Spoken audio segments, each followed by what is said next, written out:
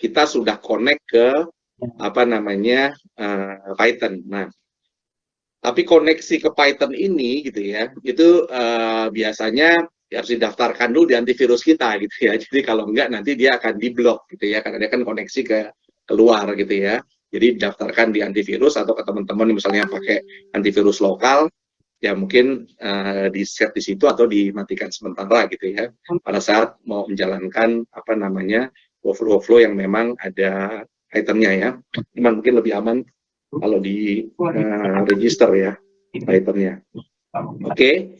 Nah, sekarang kita masuk di namanya Python script node gitu ya, yang ada di KNIME ya. Jadi tadi dari sini udah connect nih berarti ya. Nah, sekarang berarti kita sudah bisa run Python script node-nya. Nah, kita punya sampel workflow ya. Sampel workflow-nya sederhana gitu ya. Jadi sebetulnya kita punya workflow, ini simple aja, hanya kita mau ngetes Python script-nya. Jadi kita kalau buat apa namanya date range gitu ya, saya mau buat date gitu ya, misalnya dari tanggal 1 Januari sampai 31 Desember misalnya tahun 2023, maka kita tinggal ambil node yang namanya date range gitu ya.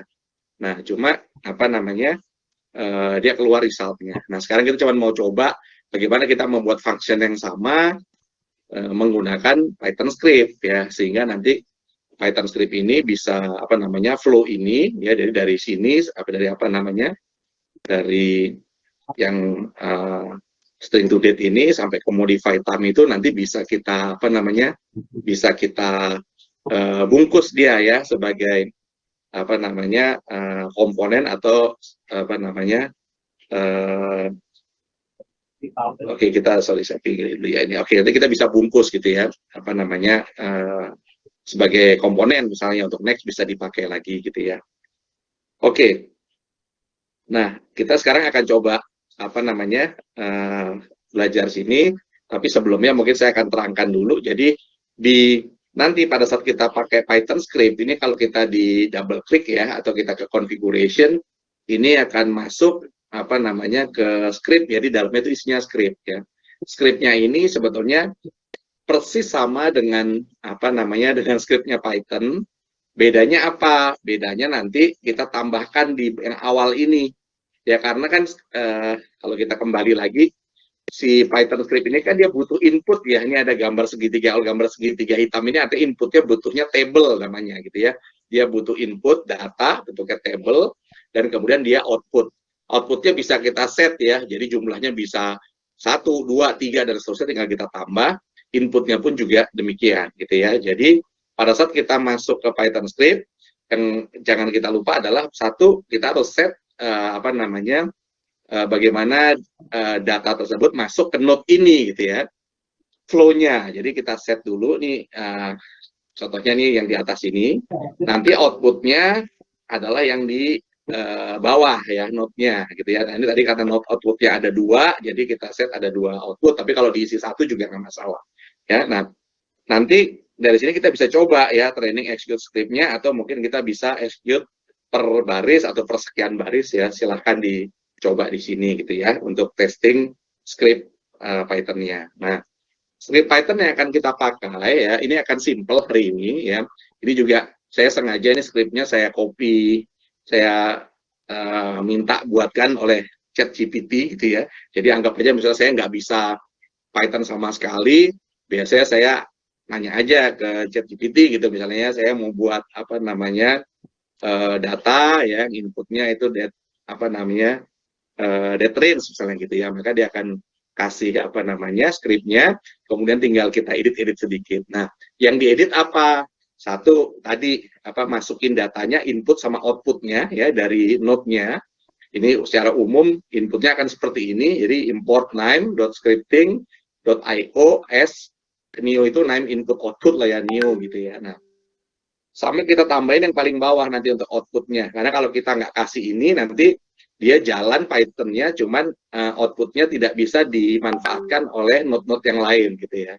Jadi biasa kita tambahkan ya yang paling bawah ini ya, bentuknya secara umum kalau table adalah ya, jadi neo.output underscore tables 0 ini artinya adalah apa namanya output yang pertama, 1 itu output yang kedua gitu ya, diisi apa. Nah, ini di sini saya isi output yang pertama itu sama persis seperti inputnya. Jadi inputnya ini akan keluar lagi di output yang pertama ya, yang 0 ini, yang kemudian hasil dari proses Python-nya akan kita keluarkan di output yang kedua, atau di sini adalah output table 1 gitu ya.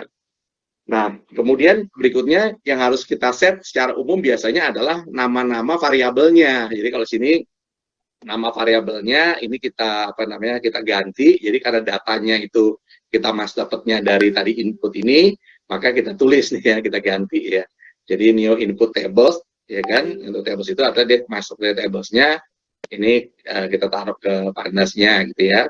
Yang kemudian nama ini range, ini tergantung dari penamaan kita ya di flow sebelumnya gitu ya. Terus kemudian ini minimum date, maksimum date, walaupun maksimum date di sini nggak dipakai ya. Kemudian date range itu sama dengan ini rumusnya memang sudah defaultnya tadi bawaannya ChatGPT atau dari si Python-nya. Yang perlu diganti adalah nama start date-nya gitu. Tapi ini karena udah diisi start date jadi nggak masalah ya. Kemudian periodnya gitu ya, frekuensinya D, tapi ini udah rumus ya, jadi biasanya ini nggak usah kita ubah lagi gitu ya. Oke, dan kemudian outputnya penamaannya sebagai apa ya. Jadi ini misalnya saya kasih nama kolomnya adalah date name ya, isinya adalah date range yang di generate gitu ya. Jadi ini cukup simple ya ininya, node-nya gitu ya. Nah, jadi nanti kalau ini di run gitu ya, nah jangan lupa teman-teman nanti pada saat Python script, kalau misalnya ini di flow di kita ini kan outputnya nggak cuma satu, karena satu tadi dipakai untuk jadi inputnya sama dengan outputnya, yang mau kita pakai adalah output kedua, jadi ditambah ya.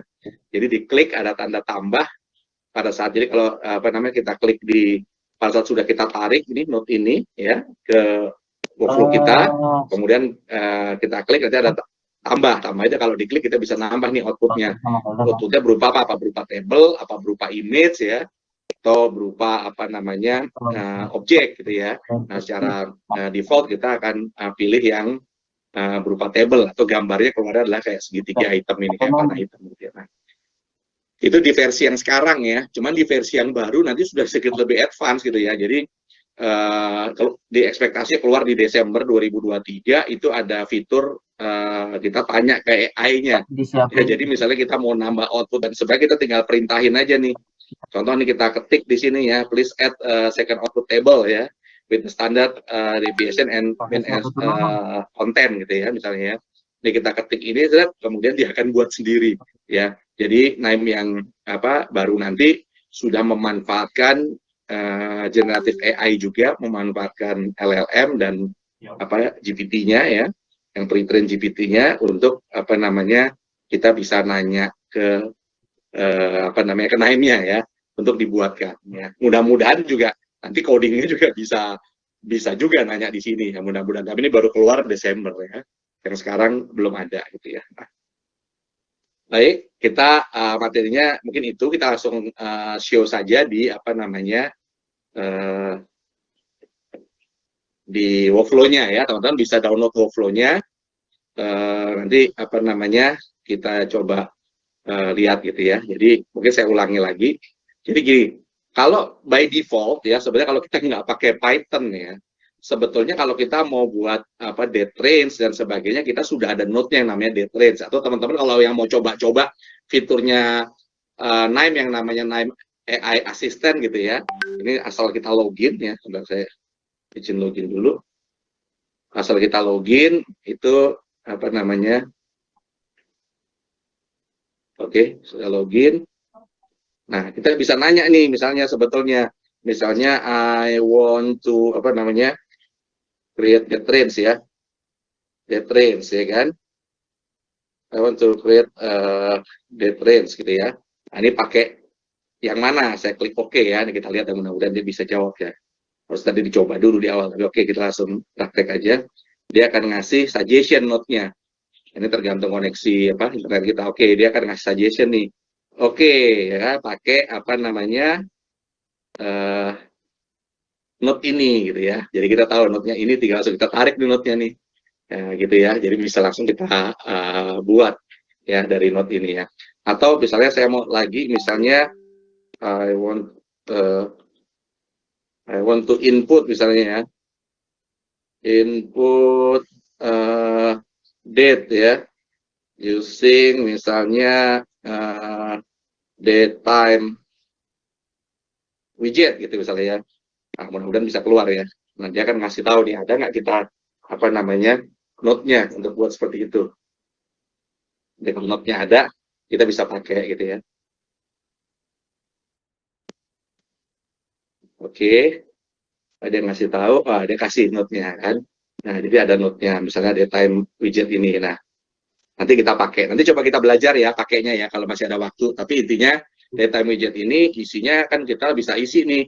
Misalnya saya mau isi date-nya gitu, start-nya kapan, misalnya type-nya saya mau hanya date aja, nanti teman-teman lihat ya kalau misalnya apa namanya, di sini mungkin yang lain oke-oke aja, nggak masalah, saya klik oke, sekarang kalau ini saya run, saya bisa punya seperti ini nih, misalnya saya pilih tanggal, ya, terus atau kemudian saya klik today aja gitu ya, keluarlah hari ini. Gunanya apa sih?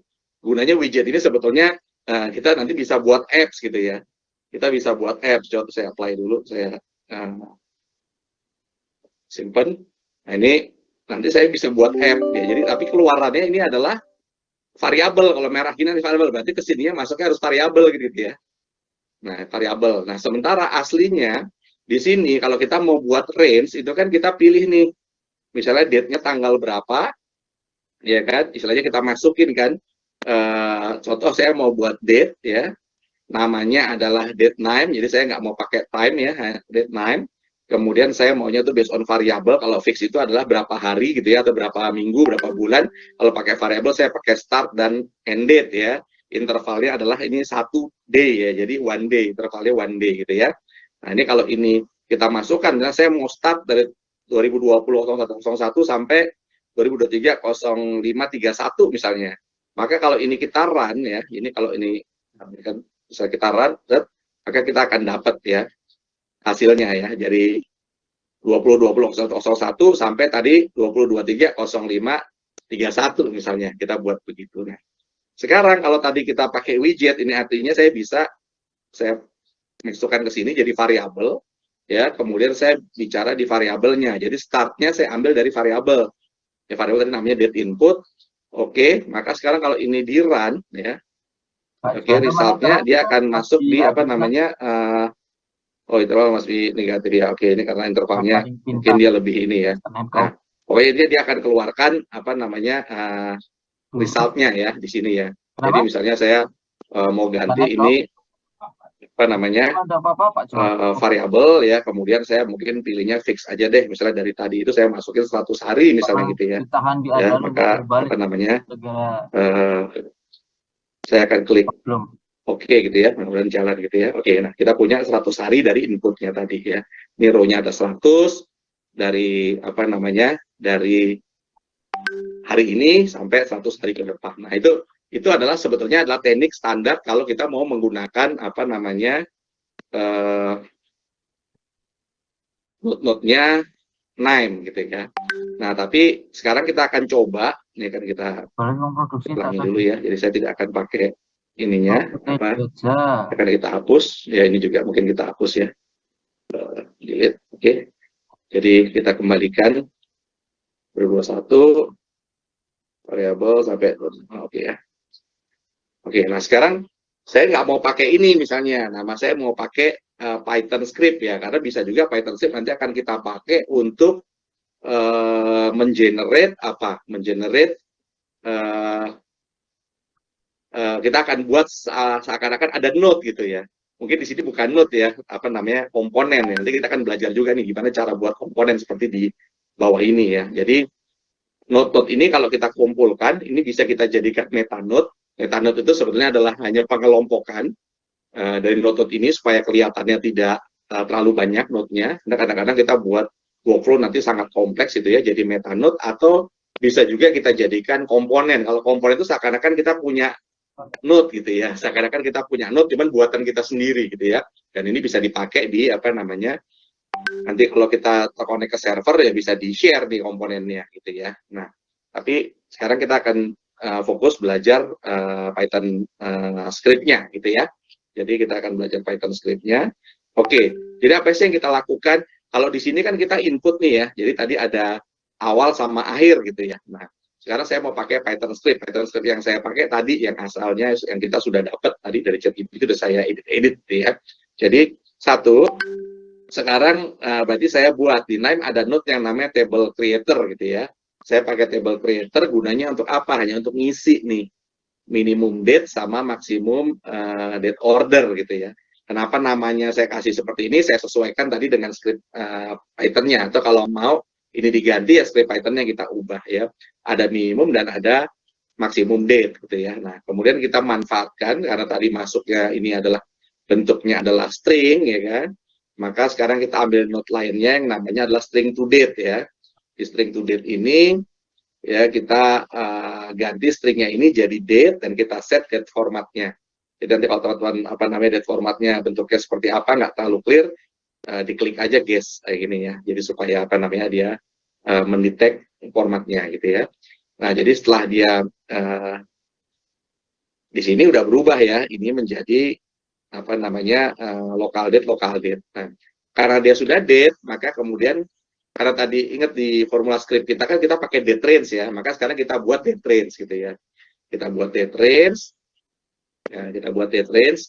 Date range-nya itu adalah minimum jarak antara minimum ke maksimum dalam hari ya, karena bisa diganti juga dalam minggu, dalam jam ya, dan seterusnya gitu ya. Kita kasih nama date range gitu ya, karena tadi di script kita itu adalah pakai date range gitu ya. Jadi kalau kita sudah punya ini date range, maka sekarang saya punya datanya seperti ini, ada minimum, ada maksimum, ada date range ya. Di script kita tadi sebetulnya maksimumnya cuma ditulis doang tapi nggak dipakai. Jadi sebenarnya kita akan ambil minimum date plus date range ya. Nah, cuma gini, kalau di Nime date range itu adalah hari yang awalnya juga dihitung gitu ya. Jadi kalau kita misalnya nih saya tidak pakai apa namanya saya tidak pakai net formula, ini langsung kita run misalnya ya supaya teman-teman bisa lihat hasilnya gitu ya. Nah ini kalau bisa kita lihat di sini, ini date range-nya dari tanggal 1 Januari 2020 maksimumnya dia hanya sampai tanggal 30 gitu ya. Ya karena apa namanya dia date range-nya hari pertamanya dihitung gitu ya. Jadi bukan hanya selisihnya, karena itu kenapa sih ditambah met formula sebetulnya adalah untuk menambah date range-nya itu plus 1 ya, supaya apa namanya hitungannya benar sampai akhir period sama seperti kebutuhan kita gitu ya. Jadi ini kenapa ada tambahan met formula di sini gitu ya. Nah, dari sini dari met formula tadi kita udah tahu ya, jadi bisa pertama kali kan date range-nya 1246 dengan met formula kita menjadi 1247 ya, karena kita sudah tahu nih behavior si Nime dia range-nya kurang 1 gitu ya, karena dia startnya ada apa namanya dari apa namanya yang hari pertama sudah langsung dihitung sama tidak dihitung, kemudian dihitung 0 gitu ya, jadi startnya dari 0 jadi kita tambahkan 1. Nah di apa namanya Python script-nya ini kalau kita buka di Python script ya, nah ini apa namanya yang tadi ya sudah kita apa tadi sudah saya tampilkan ya, jadi tinggal di copy aja ke sini, nanti dites satu-satu ya. Jadi misalnya saya mau tes sampai inputnya sudah oke atau belum ya, ini tinggal kita apa namanya execute aja, kita lihat ada error atau tidak. Kalau execute sukses berarti oke, sukses gitu ya misalnya. Oke, nah gitu.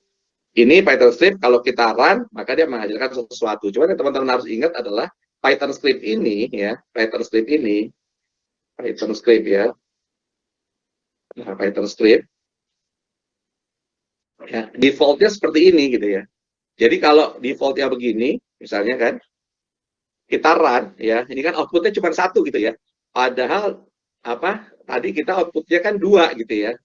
Nah jadi kalau outputnya cuma 1 kita tambah dulu gitu ya, kita tambah dulu nih table, jadi dia menjadi 2. Kalau mau tambah 3 ya tambah 3 dan seterusnya ya untuk outputnya. Dan kalau outputnya jadi banyak, by default dia akan jadi seperti ini ya. Jadi ini adalah inputnya, ini adalah outputnya. Jadi kita nanti mau di-outputkan ke port yang mana gitu ya. Kalau mau dikurangi ya seperti biasa ya, ini bisa kita klik dari sininya, kemudian kita apa namanya hapus gitu ya. Jadi teman-teman jangan lupa itu.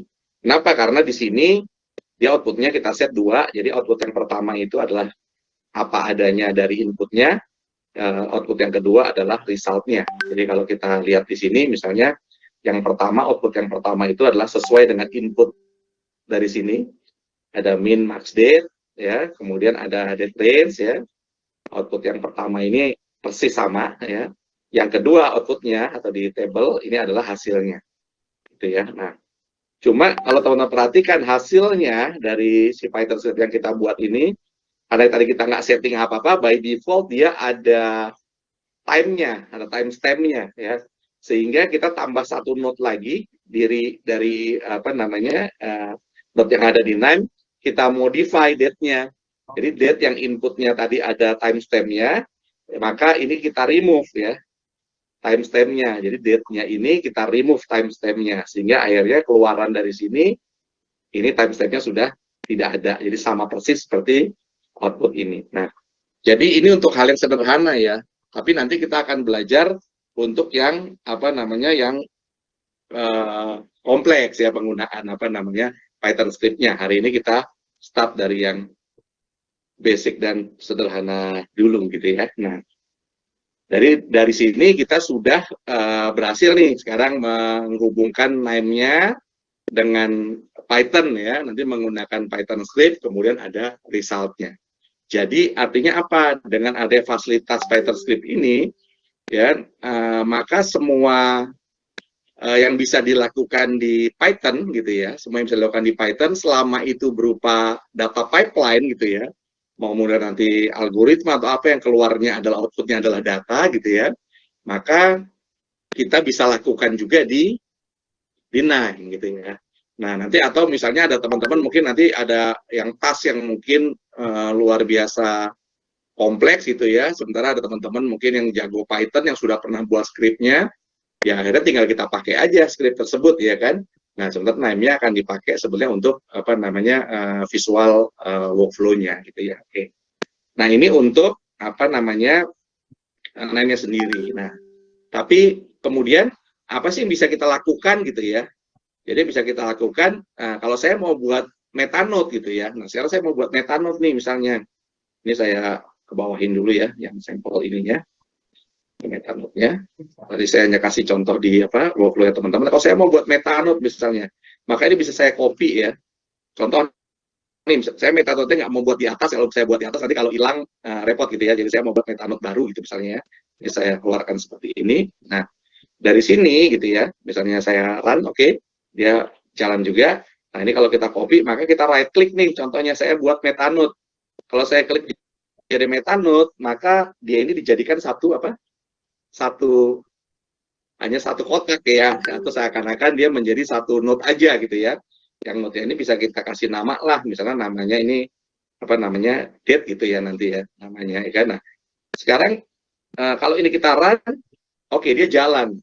Cuman masalahnya kalau dia jalan begini output nggak ada gitu kan. Nah, jadi di metanode ini kita tambahkan nih outputnya bentuknya adalah table kan. Nah, cuman warnanya masih merah, artinya apa? Kita harus masuk ke metanode-nya ya, kemudian ini belum dihubungkan ke port outputnya, makanya saya tarik ke sini ya kan. Nah, kemudian saya kembali lagi. Nah, sekarang saya sudah warnanya hijau ya, jadi ini saya bisa run ulang ya. Kalau ini saya klik, maka sekarang datanya sudah bisa mengalir ke apa node berikutnya. Nah, jadi dengan kita punya metanode, kalau kita punya kompleks, ada workflow yang kompleks, jadi menjadi sederhana gitu ya. Nanti kalau mau di copy ya tinggal satu metanode ini gitu ya. Nah, demikian juga kalau kita mau buat yang namanya komponen gitu ya. Kalau kita mau buat yang namanya komponen, saya buat ya, ini kita ganti jadi komponen misalnya. Jadi komponen ya, saya buat jadi komponen. Nah, ini sama nih, kalau komponennya di run, oke, dia berhasil hijau, cuman nggak ada outputnya, maka kita tambah juga nih tablesnya ya. Nah, cuman dari sini, maka kita tetap harus set juga komponennya ya, dengan cara yang sama tadi. Ini kita konekkan gitu ya komponennya. Nah, ini udah jalan, maka sekarang di komponen ini juga menghasilkan data ya. Bedanya apa? Kalau komponen sama metanode, jadi kalau metanode harus di-copy, kalau komponen, misalnya kita udah punya workflow yang sangat kompleks sekali, kayak menghitung sesuatu yang sangat kompleks, kita jadikan komponen sebenarnya bisa diekspor nanti ke server, kalau kita pakai Nime yang server atau yang pakai Business Hub gitu ya. Tapi kalau misalnya kita pakainya yang free seperti ini ya, komponen seakan-akan hampir mirip aja dengan Metanode gitu ya, karena kita kepaksa ngirimnya dengan cara mengcopy ya. Ini adalah teknik apa namanya menyederhanakan workflow ya. Jadi sama aja yang saya buat di sini sebenarnya sama dengan yang di atas, saya bisa hapus gitu ya. Jadi saya bisa membungkus apa namanya sesuatu yang kompleks, karena ini kan cuma 1, 2, 3, 4, 5, sekarang kan simple ya, tapi nanti mungkin kita bisa ribuan ya. Jadi mungkin kepaksa kita membuat ada Metanode dalam Metanode, membuat ada komponen dan sebagainya untuk menyederhanakan apa namanya workflow kita. Nah, jadi kira-kira materi kita hari ini cuma sesimpel ini gitu ya. Nah, teman-teman mungkin kalau ada yang mau coba sekarang silahkan coba, tapi sebelumnya kalau ada yang mau apa namanya tanya ya atau discuss, silahkan ya.